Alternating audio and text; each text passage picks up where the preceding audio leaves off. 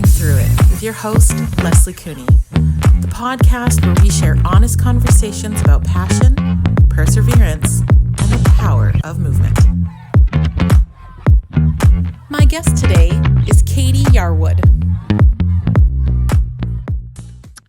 Hello and welcome to the Dancing Through It podcast. I am your host, Leslie Cooney, and today we actually have our first student dancer on the show. I'm very excited. Disclaimer in lights. This is Caytee Yarwood, and she is a former student of mine. But she has a really interesting story, and she reached out to me to say, hey, I'd love to be on the pod, and was like, yes, please. We get along really well. We've worked together a lot. So I'm really excited to have you on today, Caytee. Thank you. I'll say this feels a little weird because I'm like, oh, she feels like so grown up, but I've known her for, I don't know. I've known you for a hot minute. A long time. I know.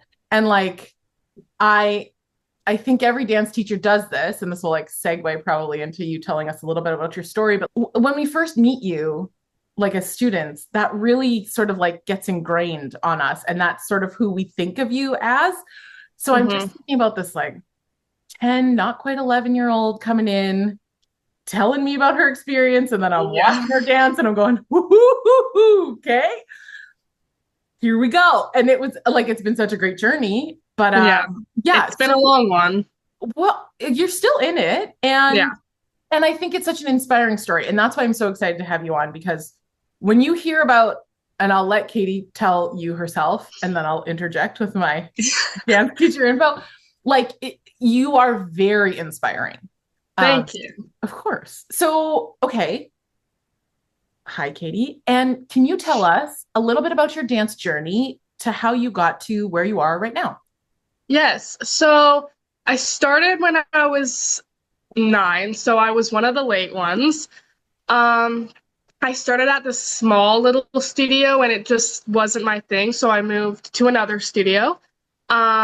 With one of my friends, and it was a hard move because I was 10 years old. I was really new to dance, so it was challenging. When you made that switch, what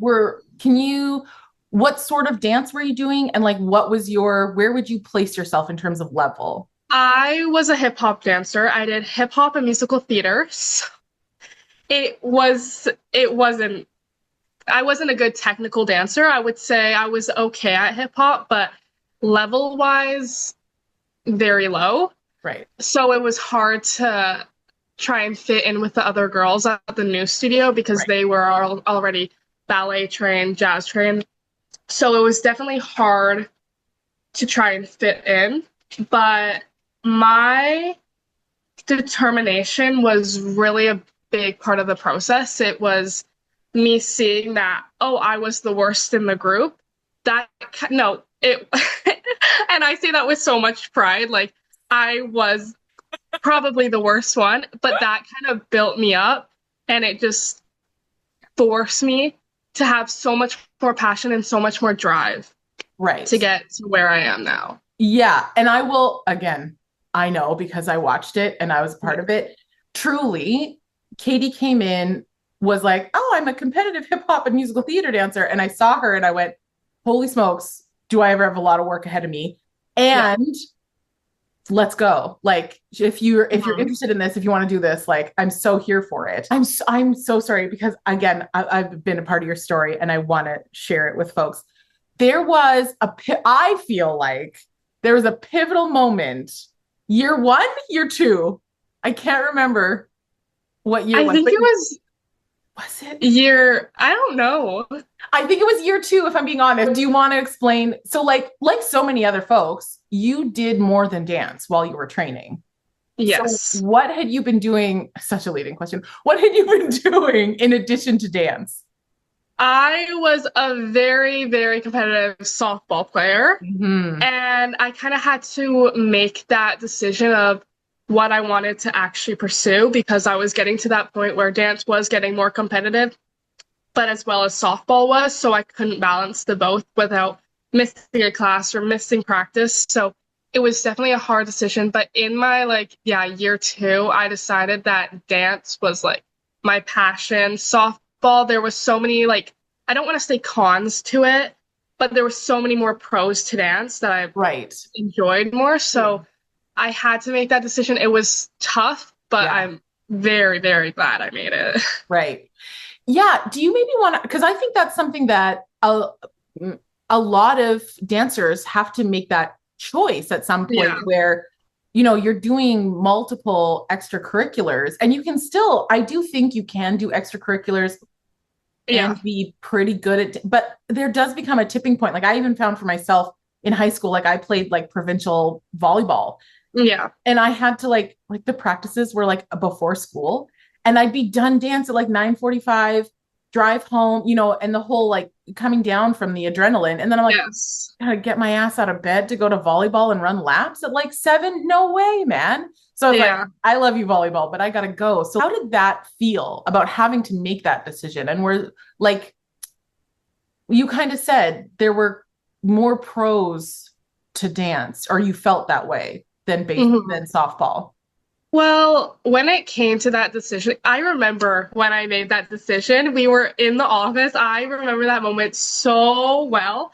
But I have been playing softball for so long, like since I was like 3, like T-ball. So I love it's it. been a long time. And I talked to my parents about it. I realized every practice, I was like, I don't want to go. I don't Right. want to do this. I don't want to do that. And that is where my parents started being like, I don't think this is your passion anymore. And that's totally fine. So maybe try out dance. If it's not your thing, you can always go back to softball. But Right. for right now, it's so hard to balance both of them. So it Yeah. was a tough, tough decision. It was, but I just couldn't do it anymore. It was too hard for my like mental health to even balance both For sure. on top of school and on top of social life. I Oh, just could not do it. 100%. It also sounds like you have very supportive parents. It's Yes. so, I think it's tricky, and I'm not a parent, so I can't speak to it, but like to have your child in something like softball, which you've been in for like so long, and then all of a sudden, I don't want to say later, but like, you know, later in your adolescence, you're like, oh, I have actually found this other thing that I'm really, really interested in. And I'm going to Yeah. let go of the thing I've been doing for so long for this new thing. Like, can you tell us a little bit about how your parents helped you, or did they help you like make that decision and sort of like, because you weren't terribly old when you made that decision. And I think that's the other thing too, is Yeah. like, we're asking kids to make these really tough decisions. So how did Yeah. your parents play into that a little bit more? Well, my parents have always been very supportive. I think my dad had a little bit of a hard time to let go of softball because he's a very sports dad and always has been. So that was tough for him, but he is like grown into dance. He loves it so much. He's the most invested person I think I have in my family, which I love so much. But with my mom has always loved dance. My sister did dance as well. So she knows. She No. knew a little bit of, yeah. Yeah, she did some acro. Get out of town. I That's know. what, how did you do this before? I don't share it. Yeah, my mom and dad were really supportive of it. They were like, again, you can always go back. It might not be where the level you are, but you can go back if you Right. were to want to. So I don't know. Their support really made me finalize my decision. Yeah. Yeah. Hmm. Again, a leading question, a decision for the better that turned out like, how do you feel now that you're on the other side of that decision? And like several years out from that decision. So much better. I mean, again, at first, terrible. I felt like Yeah. just bad. I didn't feel good about the decision Of because course. again, I wasn't as competitive as I was now with dance, but now that I'm in my further stages of dance, I feel like it's literally my biggest passion. Yeah. Like if I hadn't made that switch, I don't know where I would be right now. Right. Yeah. So I, I don't I'm, think it would have given me as many opportunities again because it wasn't my passion, it wasn't my drive. yeah. Yeah. You are a kid with drive. Um, that is the thing I will say about Caytee. And maybe if with your permission, I'll like share some of Yeah. the photos I have of you because because again, like I worked with Caytee a lot and I'm so proud of her and how hard you worked. And then seeing like from like the first solo to like the last solo that we worked on together. And I'm just like, Yeah. who is this kid? How did this, not how did this happen? Obviously, like we worked together and did the things, Hmm. but like it's so impressive. And that is something that was so unique to you and your personality. Like in the drive, there's also a little bit of stubbornness of like, Oh, 100%. oh, oh, you think I can't do this? Watch me do it. Yeah. Would you say that that's like a fair assessment a little Oh, bit of your that's so fair. personality? That's very correct. Which I like, I love, and also I recognize because I'm like, oh, hey, oh, me too. Folks will have seen the episode with my dance teacher who I feel like we're very similar and people would call me her mini me. And then as I got into teaching, I would see myself in my students and I was like, oh my goodness. And Yeah. you're one of those kids. And I think that's why we bonded the way Hmm. that we did. What, because your drive is so strong, what does that look like? What does that feel like on a day-to-day basis? Because we all know being a teenager, being in front of a mirror, wearing leotards and tights. Like there's a lot of things about dance that are tough. And then when you put on like regular life on top of that and having to show up to the studio 3 to 4 times a week, like what what is driving you? How do you keep going, particularly on the days where like maybe you don't want to? Well, I will say I'm very hard on myself, and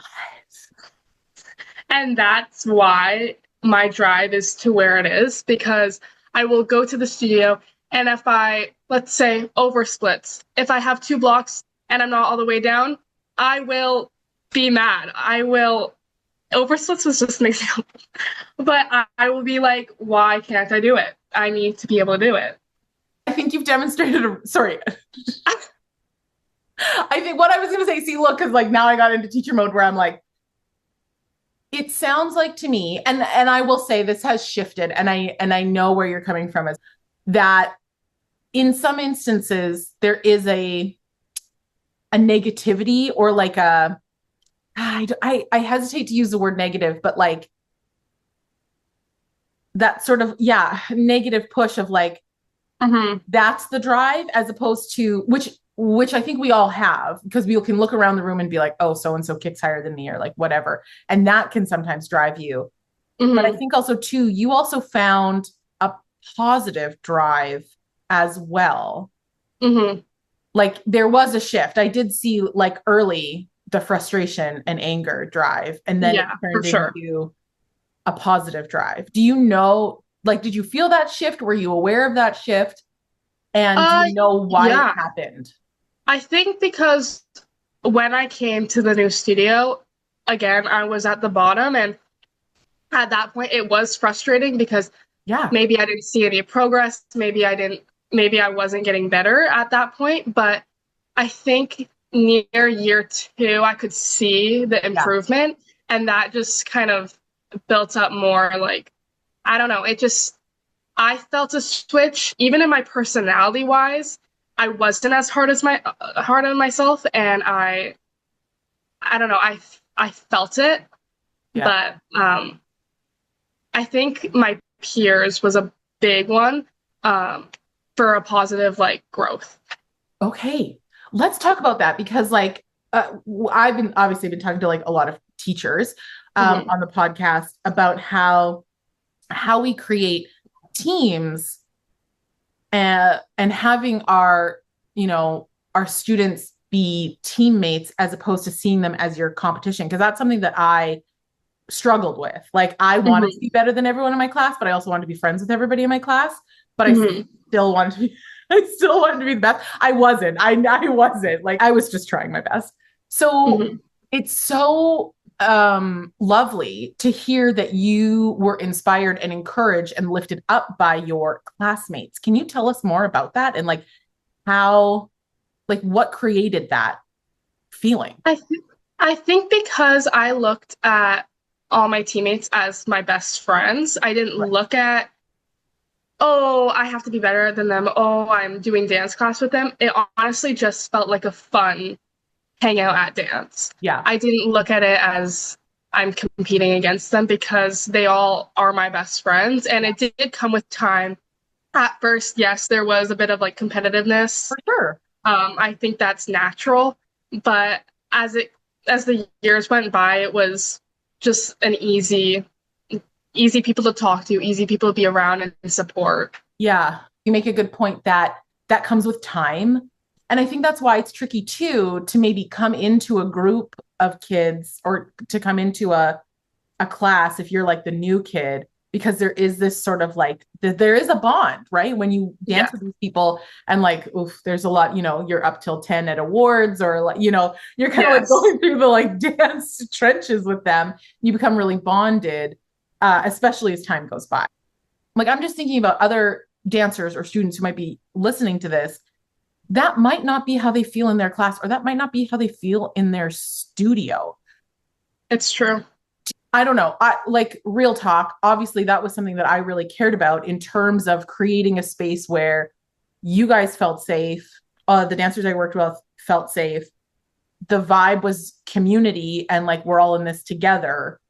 And so, what like this? You might feel a little bit funny saying this, but like, say there's a student listening and they don't feel supported by their peers in their class, or maybe by the culture at their studio. Would you have any advice or like, you know, words of wisdom that you could share with them to maybe make them feel a little bit better, or how to like maybe even help change the culture at their studio? Yeah, as someone who has been new to a lot of studios, I've felt like that a lot. Yeah. Um, but in the beginning stages, if you are new, all you kind of need is yourself. Yeah. You don't need a bunch of friends, although it is great having friends. It's like But you're like the queen of being a social butterfly. I know, but for people who aren't, all Yeah. you really just need yourself. Yeah. And you need to encourage yourself, and maybe if you don't have that confidence, build it up. Self-love is the biggest thing. You need to build up that confidence. And Love you so much. One, it's so cute. And like, I'm so sorry. You're doing such a beautiful job, like such a great job. And then I was like, I'm so proud of you. And I feel like you're talking to me. And it's like so cute. I love it. no, but it's real. Like I'm new to a studio now, and I just had a new class, and I was feeling one just kind of down because I didn't know anyone, and it's Yeah. scary. It really is. But I had to talk to myself, breathe. I knew I was okay. I knew I was in a safe space. Yeah. It just had it takes time. It Yeah. really does. I don't want to like paint us both with a broad brush of like the sameness of like people who have struggled with feeling authentic, loving themselves for who they are, and really owning who you are as yourself. And it sounds like to me that I don't know if you realize that you shared this, but like you said you talk to yourself in those situations, which I only started doing like like 6 years ago, where I would like talk to my brain when I was really having like really rough anxiety or like even anxiety and panic attacks. And I'd be like, you're safe. Like a lion is not chasing you. You are driving. I mean, there's more to it than that. Like, there's underlying things, but that's fine. I will say at first, like positive self-talk or like talking to myself felt really dumb. Is that something that is that part of your like toolkit in terms of maybe when you go into a new studio, or because I know you've also been going to auditions, which is like a whole other ball of wax where you really are walking into a place where you don't know anybody and you're also trying to get a thing. Yeah. So like maybe share with us what some of your tools are in those sort of awkward moments or moments where you're like, I have to bring my best self to this space. What are those tools? Yeah, well, again, talking to yourself, it sounds so dumb, It does. but it really calms your nervous system down because, again, you are in a safe space. It's just your mind going blah, blah, blah, blah, and you need to calm yourself down because nothing bad in the moment is happening. Again, it is it's nerves. I think that's one of my biggest tips. At least for me, that's what I it's what I do. When Yeah. I'm at an audition, if I'm by myself, I'll be in the corner talking to myself. If you see me like quiet, that's what I'm doing. My head is down and I'm just like, you are okay. Everything is okay. Yeah. And then once my nerves calm down, I go and introduce myself and I try to make those types of friends. Yeah. I think that's the part that I like really stink at. I'm horrible at introducing myself to somebody. Mm-hmm. In taking action, you're doing two things. One, you're recognizing like, I feel nervous. I'm feeling that anticipatory anxiety. So I'm going to turn inward and like focus and get myself recentered, which is like so huge. Then step two is that you're taking action. And that's like, Yeah. that is I think personally, the harder part because it's action and like it's way easier to not do something than to do something. By taking that action, you're proving the safety to your body in a weird way. Like, does that resonate? Because I feel like if I had somebody come up to me in like an audition and introduce themselves, I'd be like, this is the most confident kid I've ever met. Like my brain would explode. Yeah. For sure. But I think that action builds courage. And then for sure, it gets easier to do that every time. Like I think taking action, at least for me, is easier than calming my brain down. Just because I'm a very outgoing person. I think I have been since I was young, and I love talking to anybody. So for that part, I'll go up to someone random. I'll just be like, hi, I'm Caytee. Nice to meet you. And so cute. It's my favorite thing ever. But calming my brain down, there's so many thoughts swarming and it's so hard to control. That's the challenging part for me. I love that. Thank you for that insight. That's so interesting. You are also just like a very friendly, like that is your personality. Like you on a good day. She's also I find and I put myself in this camp as well for sure, is that people who do have big personalities and also tend to be like really friendly, if we're having, and again, I put myself in this camp, if we're having a bad day, everybody knows. Yeah. Like, everybody knows. And it can affect other people. Yes, 100%. Which like when you know that you have that personality, I feel like it's really important that you're responsible for that. Yes, and I will say, at least not last year, I think the year before, that was my worst thing. I would take, if let's say I did bad on a solo, everyone would know. I would not talk to anyone. Right. But last season, I think it's the best it's ever been. My mindset changed. I was like, if I lose, who cares?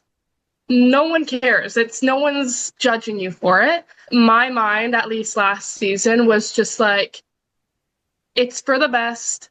It already happened. Right. I can't change that. There's no point in making a big deal over it. I love that you got there. Oh man, I'll never forget the one. Yeah. Like that was rough. Like it was so rough. So we won't get into details, but like one, Caytee's a lovely dancer, a very strong jazz dancer, and I've been working with her for several years. We got a result and we were not, even for me, I was like, this is out of line. Like, and teachers will know too, like, I think, and we're removed from it. So it's a little bit easier for us, but like, it was not a result that you expected, nor that I expected, and really kind of threw you for a loop. And honestly, threw me for a loop too. And then I had to be in the space of like, oh babe, they got it wrong. And that's okay.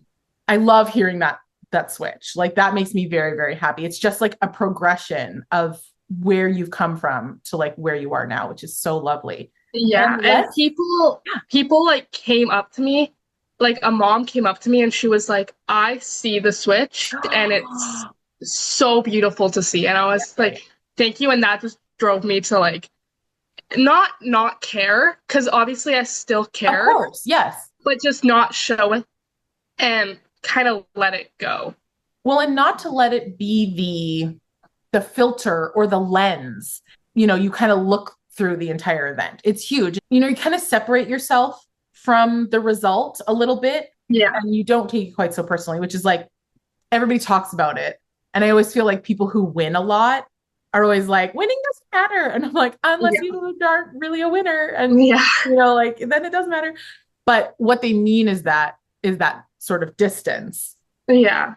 It takes a lot of practice to Yes. feel okay with it and not just say you're okay with it.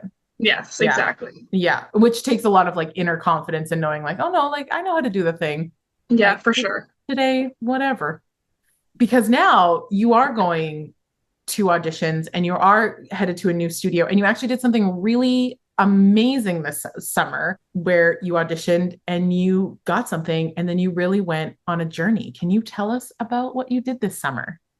Yes, I went to Spain for the Dance World Cup. Yes. And she did Yes. about a million numbers. Yes. So tell us, okay, so maybe for folks who, because on like you're the only like kiddo that I've had that I'm like close to that has gone. And even like I don't know the whole process. So tell us about what the process was like in terms of the audition and then just tell us your entire experience. I'm really interested to hear. Last June it was the one dance competition was holding auditions for the world performers. I had no idea what it was, but I saw on the one's Instagram that's like, oh, come audition. So I went. My mom thought I was crazy because it was out of my kind of thing, but I decided to go. I was doing it for fun because I did not think I was going to make it. I just was doing it for fun, just for. And she went all by herself. No one from the studio auditioned with her. She just rolled up solo like a real boss. Yeah. And Right. it was my first audition ever. Yes, So yeah. I was so nervous. I got there. It was a jazz combo. I was like, yes, this is amazing. This is my thing. I was, okay. I went. I felt like I did really good. And I was like, okay, I'm feeling confident. I left, didn't hear back. And I was like, well, it was just for fun anyways. Right. It's fine. Right. And then one night I was with a couple of friends and I was like, I wonder if I ever got an email. Looked at my email, nothing. I searched it up because I was like, maybe it got lost. Right. I search up Team Canada and I see a notification and it says, congratulations. And I was like, congratulations for what? And I opened the email and it was like, you did so awesome at the audition. We would like to give you a spot on the team. And I freaked out and I was like, oh my gosh. Like my whole family was there. My friends were there. I was like, this is it was like midnight. I was like, this is like such an exciting moment. At this point, I still didn't know if I was going to go because it's a lot of money. So I was still just like congratulating myself. I was like, this is a big thing. Yeah. And then we started practices in August of last summer, and we had them once every month. And then it came to this June. I went to Toronto first for a few rehearsals, and then we flew it to Spain. So these are dancers from like for this team, we're disclosure again, we're based out of Vancouver, British Columbia. So we're on the West Coast. So the team that you danced with, where were those dancers from? Was there anybody that you knew there already? Like, who was a part of it? There were dancers from like Vernon, Prince George. It was like all over. All over the province.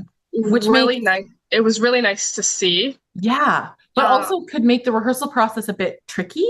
Very tricky because people would have to fly in for a day, leave. It was hard for them. Luckily, I lived so close that it was just an hour drive. Yeah.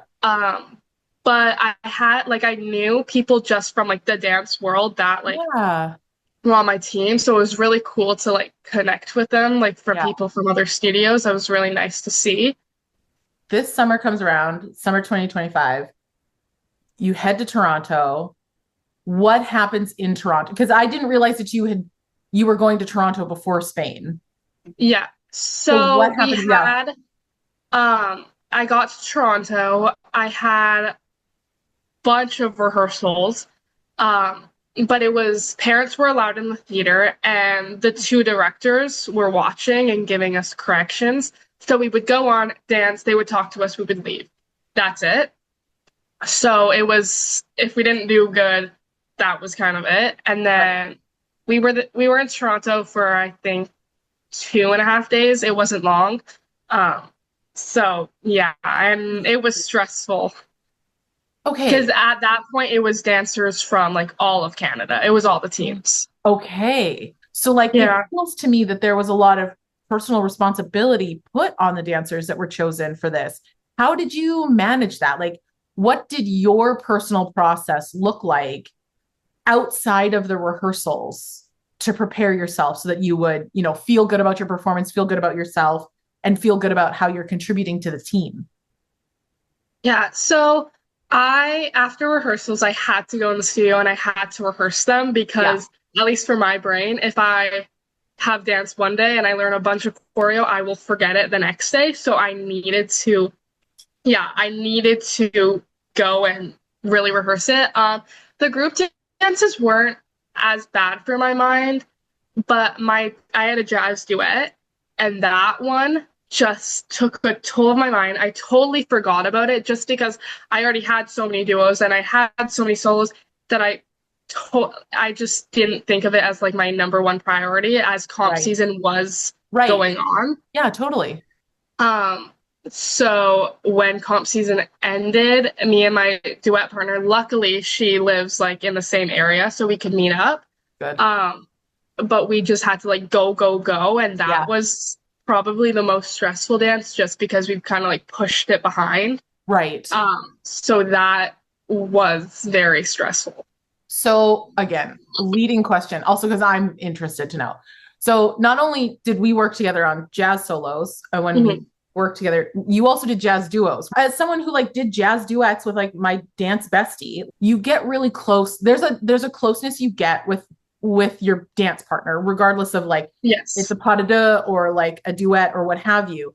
What what's it like to then be like, I'm doing a jazz duet with somebody I don't know, I don't train with, I don't know what their strengths are, and we don't have because I know you and your duet partner, I would sometimes sit back and you two would just work it out. And I'm like, why am I here? Which I Yeah. love.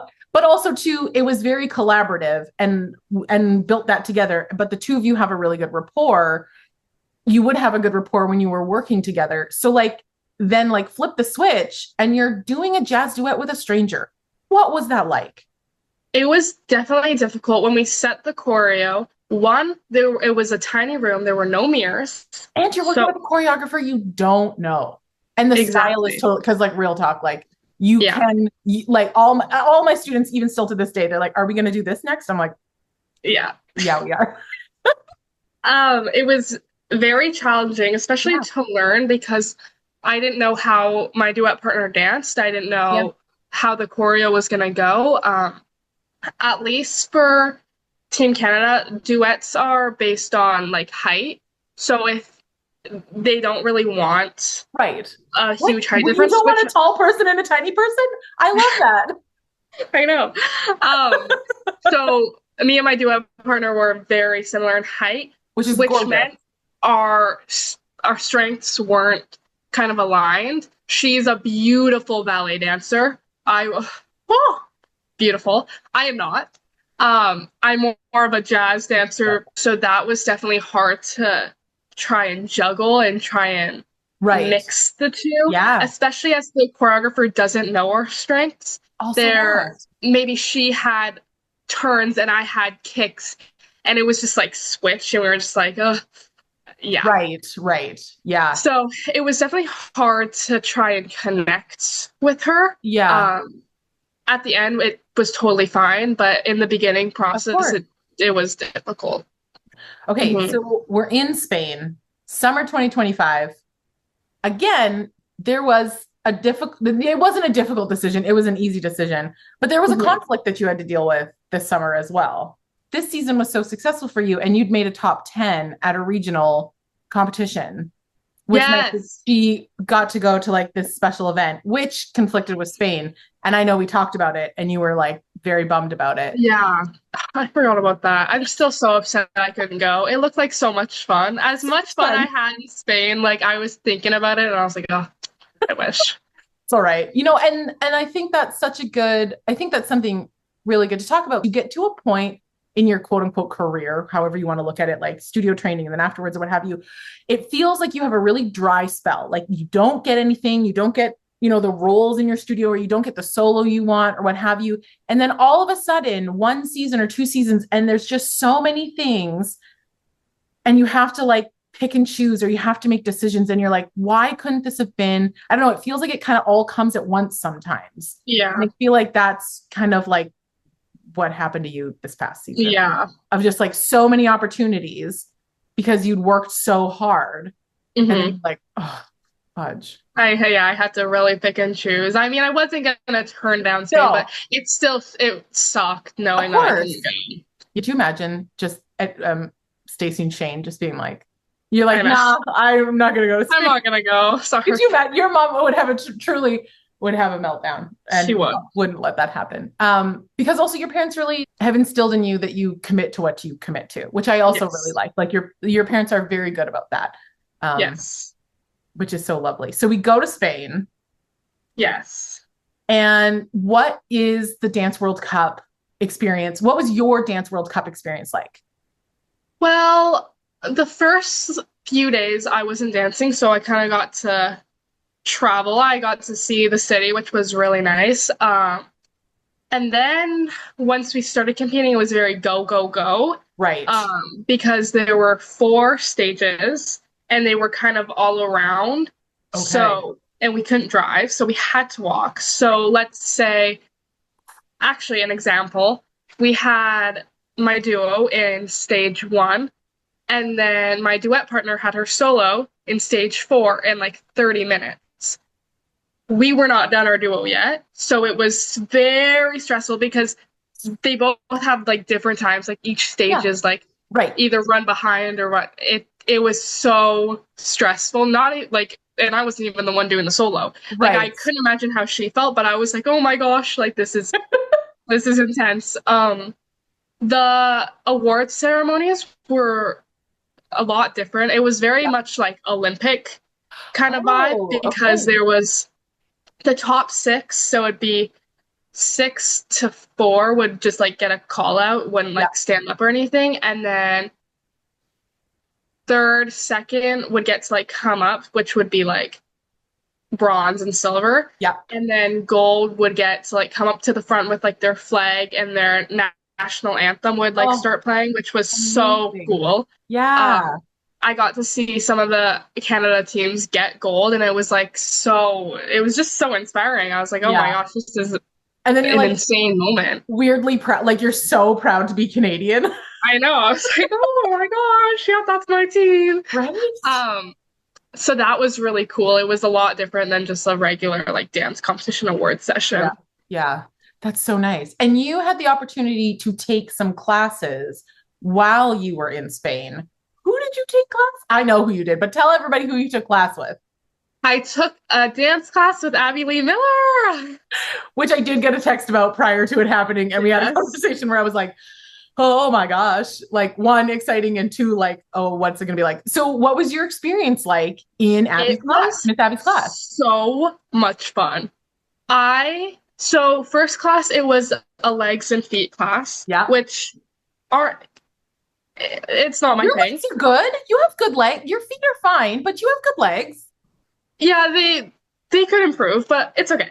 So I went in the class. I was like, okay, it was the hardest class I've ever taken in my life. Like it was no joke. Her assistants were crazy. I like felt like I hadn't danced before, like compared to them. It was insane. But she like has a way to like almost not be mean about it, but like really push you to like where she thinks you can get. So she like, we had conversations about like, let's say my left hamstring, like I had to tell her the situation about it, and she was like, well, do this and do this, and I was like, okay, and I'll just believe whatever she says. And so that was really good. As much as she was like super hard on us, I told my mom, I got out of that class and I was like, I need classes like that. I would take classes every day like that, just because I already felt like I improved so much more, even though I didn't, but I felt like so good Right. about it. I was like, this is awesome. Um, so that was really good. And then we had a combo class with her, and we did this little like lyrical combo, and it was like an audition class. And the combo goes on, and I make it to like top 10, and I was like, oh my gosh, this is so exciting. And then she goes, now sing. And I was like, sing? Do you not know this? Yeah, we were in a line. There was like 10 people. It was like 10 people who made it, and then in front of us was like 45 people who didn't. So she was like, okay, sing. She handed us a mic, and I was like, oh my God. I was like, oh my gosh, I do not sing. Like my parent, all the parents were watching, and I was like, I do not sing. I was like whispering to my friends like beside me, and I was like, I don't know what to sing. I don't sing. And she was like, I I don't sing live for either. this. Yeah, and I was so nervous. It gets to my turn. Everyone's singing like Broadway songs. Get out. I sing "Oh Canada." I have no, Yes. no. It gets. I I'm had proud of you. I'm proud of you. That was the my worst pride. voice crack ever. I was like, okay, I'm done. And then afterwards, she goes, put your hand up if you sang "Oh Canada" or "Twinkle Twinkle Little Star." I was like, You're like, oh, that's me. and she was like, you couldn't think of one solo song. You had to sing that. And I was like, oh my God. And then Oh, that's it so ended funny. up being fine. She gave the 10 of us a scholarship for a Zoom class, which was super cool. And then she picked 5 of us to do the combo at the very end with her assistants, and I got picked, and I was so excited. I was so happy. The That's class ended, and it was great. it's so amazing to me because I mean, say what you will, it's tricky because one, she's a human and she is a dance educator. And I think there's a lot of great stuff about her. And we only know a version of her from what is put out on television. You know what I mean? Like Yes. there's a lot of different, in the same way that all of us, if we were on reality television, you know, we see a version, but it's really inspiring that you felt inspired and encouraged by her, even though she is tough, because I think Hmm. that can go together. I might not always be on board with like how she maybe teaches but like, I mean, she gets results, Hmm. take it or leave it. But when you when you sent me that information, like you texted me about that, I was so proud of you. I was like, holy Yeah. smokes, get out of town. And then I had a teeny tiny party for myself where I was like, oh, I'm sorry. Abby Lee Miller thinks one of my dancers is good. And then I was like, oh no, that doesn't matter. And then I was like, good job, Caytee. But it's true. Like there was a weird moment where I was like, that's kind of wild. Because again, Yeah. circling back to who you were when we initially met, when you were like 10, 11. Hmm. Now, if we went back in time and told ourselves 6 years ago, 5 years ago, Yeah. hey, so like in 5 years, you're gonna take a dance class with Abby Lee Miller and she's gonna think you're pretty good. Yeah, I would like that's crazy to actually think Right? about. That's my overarching point and something that I'm always telling other teachers of like, you just don't know what that child is capable of Hmm. until you put in the effort. You have to see something sparkly about them. You have to find their special sauce and like bring it out. Because again, you just don't know where that kid's going to end up. Like your story and like your growth is so incredible. And Thank you. I don't know that we could have predicted that. Like, I mean, I talk about you a lot in terms of like, but just in terms of like how your mindset, how your drive can really propel you and really transform you in a very, very short period of time. But Yeah. it's on the coaches and it's on the educators to make sure that every student gets that opportunity. You guys see Hmm. something special in a kid. And with this one, it was like, Yeah. oh, she wants it. Okay, cool. I'm here for it. She wants it. I want it. Let's go. Yeah. And then I got really good. And then I got really good and really Yes. fun. Like really fun. We are going to the lightning round. None of these answers are going to be fast. I keep saying it's a lightning round, but Okay. it's not really. Oh, I'm so excited because I don't think I will know the answers to some of these questions. So I'm quite Okay. excited to know. Okay. So we all know that a kid at a studio loves to take their mom's card and go to Starbucks. What is your Starbucks order? What are you getting? What's your fave thing? Strawberry acai refresher with lemonade, no strawberry inclusions, light ice. Venti. It has to be venti. It has to be venti. Yeah, it Yes. does. And then we have so many venti cups in the Yes. studio garbages. Every studio owner is like cringing right now. Okay. What is your favorite ballet bar exercise? I could ask you what's your least favorite ballet bar exercise. I probably know the answer. Least favorite is Ron de Jambes. Nailed it. Yeah, I like a nice, actually, no, that's a lie. I don't like pliés. I was gonna say a little plie, but I don't. Tendus. I actually like tendus. Okay. That's good. Yeah, I like feeling like my turnout being, I like it. You know what's really great for working on your turnout? Ron jobs. I know. Actually, it's so funny. So I asked this question to another guest, a ballet educator, because I was like, oh, like let me find out what's your favorite. His was Ron de Jam as well, and so now I'm like, oh, best friend. Yeah. And then we had a whole conversation about how our students hate it. Yeah. Actually, you guys, I would say your class's hatred for, I shouldn't say hatred, dislike for Ron de Jam's prompted that question. I was like, let me find out. Yes. Find out what people think. Oh, what is a song that will bring you out of a funk or like hype you up or like get you excited? Like you can put it on and Caytee's mood's gonna switch. It's my new favorite song. Okay. All my friends know I'm like in the car and I'm like this, like oh, I can't wait. It's called Where You Are. Who's it by? We need to know. So it's my favorite thing ever. It's such a hype song. It's by John Summit and Hayla. Okay. We will put a link to that in the YouTube show notes. It's so good. I feel you. I've had a lot of hit songs like this summer that I'm like, it comes on the radio and I'm just like, don't talk to me. I am having a full personal concert right now. Yes. So I'm interested to know which, if there is one, there might not be one. And every dance we do has a different meaning to us. But has there been a piece or a number or something in the season that has really impacted you or felt very personal, like something that, because I think dance is really personal and how we process a lot of our emotions. So is there a piece that feels like that to you? Yeah, my lyrical solo with you. Do you want to talk about what that is?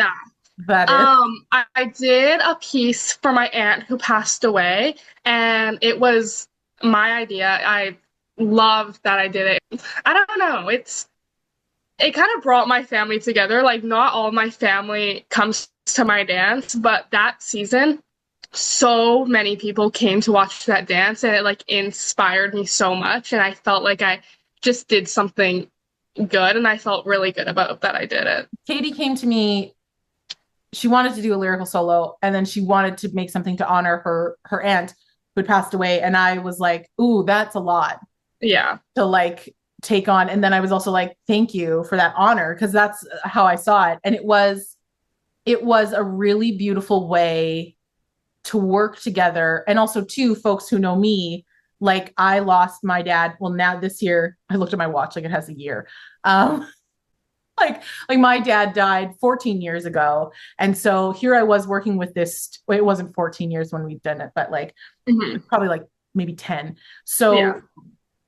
I was like, oh, here's an opportunity for me to work with this student and sort of, you know, how can we process this grief? And even for myself, I felt like I was like, oh, this is another way for me to like process and like work through it.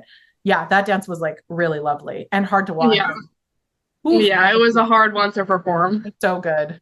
Yeah. And that's always our goal, is to make people cry. I'm always like, if your lyrical dance doesn't make your parents cry, that's not we were crying from the beginning because it was so meaningful. Like, I think those pieces are really powerful as well. Mm-hmm. Not only for the dancer, but also for the audience. What's the ugliest part of you that you feel like dance has uncovered, or you realize like, I should be aware of that personality trait? Like, did dance bring anything out, like where you realize that about yourself? I think just competitiveness. Yeah. I think during softball, it's like a very team effort. So there's like not like a very strive to be like, I need to be the best. Right. But I dance has definitely brought that out. Yeah. Yeah. But it's not even like a negative thing. It's like, again, it just drives me to like wanna be the better self. It's so funny because like I've had a handful of folks who are like, oh, I'm too competitive, or like I'm really competitive, myself included. Mhm. And then we kind of realize like, oh, it's not necessarily bad. It's just about how you use Handle it. it. Yeah, Yeah. exactly. What is your dream dance job? Because Oh. full disclosure, Katie's going into grade 12. So, and I know you want this to be your career, and I'm on board because Yes. you can do it. So, do you have a dream dance? Like, I'm talking like shoot for this. I'm talking like I'm in my 40s and I still want to be Justin Timberlake's backup dancer. Like the most delusional dance dream. I don't know. I'd love to be a backup dancer. I think that would be so cool. Um, Actually, I think Tate McRae's backup dancer because she was a Legit. dancer. Yeah. Oh, that is my dream, actually. Yeah. Hey, Tate. So anybody who knows her, like Anybody who knows her, just in a year, get at this yeah, girl. Because she's great. I know it's crazy. Well, and the first time I like heard like Tate McRae like on the radio, I'm like, the dancer? I was like, yeah. even still, my brain, I just cannot comprehend. This is going to be like an attendance question in that I'm going to say, what's your favorite type of ice cream? And you don't have to get stressed about making sure that it actually is your favorite ice cream. Okay. Um, oh yeah, full disclosure, this is the group, Katie's group is the one that hounds me the most about my attendance questions. Even if I have them for 3 classes in one day, Yes. we'll just call Amy needs an attendance question. Sorry, Amy, I'm just gonna call Oh you my that. God. But I love it. They were the ones that like, and you keep me doing my attendance questions. It's so inspiring, and like is also how we Yes. like got close as a crew as well, which I really enjoyed. Hmm. But we always used to get stressed when I'd be like, "What's your favorite?" And everyone would be like, "But I." Yeah. What is the best lesson that you've learned from dance? I think just don't be hard on yourself. It's not worth it. At least when it comes to dance. And I've learned throughout the years, it's not worth the stress to doubt yourself or anything of that kind. It's dumb to do that, and I've learned that because I've gone through that. I think it's a waste of stress and a waste of time to do that. And it doesn't matter. In 10 years, it won't matter. Oh, what part of me is like so shocked that that's your best lesson, and also I'm like, she got it. Yeah. Yay. Yeah, because again, the reason it shocks me is that is not the Katie I met. That's the Katie Hmm. that has evolved and grown, which is like so like for every dance educator, just like fills us with so much pride Hmm. and like and inspiring and keeps us going. We're like, oh good, okay, great. Like there are students out there who get it, and it does just take time. That's so inspiring, Katie. You are an inspiring human, and I'm so proud of your growth. And like I said, I will share some photos with Katie's permission of her growth because you will not Yeah. believe what her jeté in second, or you might call it a Russian, looked like in her first solo versus where we got it. Yes. Because she just wanted it. She wanted it. So if you take away anything from Katie's conversation today, I hope it's that your passion and your drive and even your stubbornness can really propel you forward in the right environment. Yes. You're so inspiring, Katie. If folks want to continue to follow your journey and continue to be inspired by you, where can they find you online? Katie.dances on Instagram. Perfect. And that will be in the show notes on YouTube. Katie, we're going into grade 12. What's your goal for this season? How do you want when we're here this time next year? Ooh, like you're going to be in a different place. Like, how do we want to feel after this? Not last, but this last chapter. We're turning a page after this year. I think I just want to be happy with how I've ended my competitive um, dance.